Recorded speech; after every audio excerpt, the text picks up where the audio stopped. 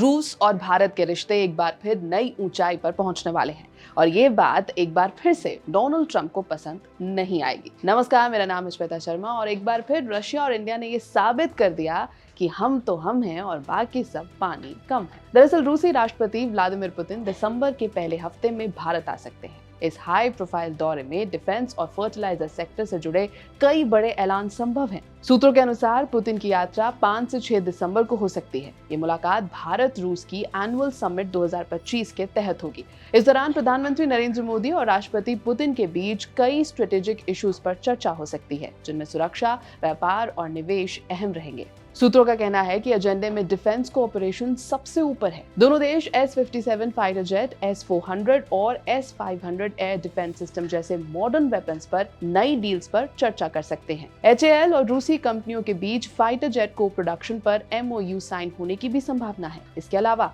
रूस से spare parts और मेंटेनेंस सपोर्ट पर भी समझौता हो सकता है। डिफेंस एक्सपर्ट्स का मानना है कि ये यात्रा भारत के make in India defence mission को बड़ा बूस्ट देगी। इससे देश को एरोस्पेस टेक्नोलॉजी ट्रांसफर और इंडिजिनियस प्रोडक्शन में फायदा मिलेगा। सूत्रों के मुताबिक भारत की बड़ी सरकारी कंपनियां जैसे RCF, इफ्को और NFL रूस के साथ मिलकर यूरिया और अमोनिया प्रोडक्शन प्लांट्स लगाने पर काम कर रही हैं। दोनों देशों के बीच इन प्रोजेक्ट्स के लिए MOU पर बातचीत जारी है।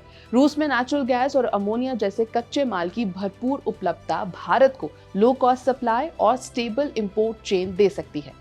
फर्टिलाइजर मंत्रालय के सूत्रों के मुताबिक ये साझेदारी भारत को आने वाले वर्षों में ग्लोबल फर्टिलाइजर क्राइसिस से बचा सकती है। ये वार्षिक बैठक ऐसे वक्त पर हो रही है जब रशिया और इंडिया पश्चिमी प्रतिबंधों के बीच ट्रेड राउट्स और इन्वेस्टमेंट लिंक्स को मजबूत करने में जुटे हैं। यानी ये दौरा सिर्फ डिफेंस या एग्रीकल्चर तक सीमित नहीं रहेगा। एनर्जी, स्पेस और कॉमर्स जैसे सेक्टरों में भी नए रास्ते खुल सकते हैं। और इस सब में ट्रंप कहां से आ गए? उन्हें क्यों लगेगी मिर्ची? तो चलिए उस डील पर वापस चलते हैं जिसके लिए इंडिया और US ने महीनों तक चर्चा की और कुछ नहीं हुआ। वो डील थी US की भारतीय एग्रीकल्चर में एंट्री की, जेनेटिकली मॉडिफाइड क्रॉप्स की। इस डील को भारत ने मना कर दिया और भारतीय फार्मर्स की मेहनत को बचा लिया।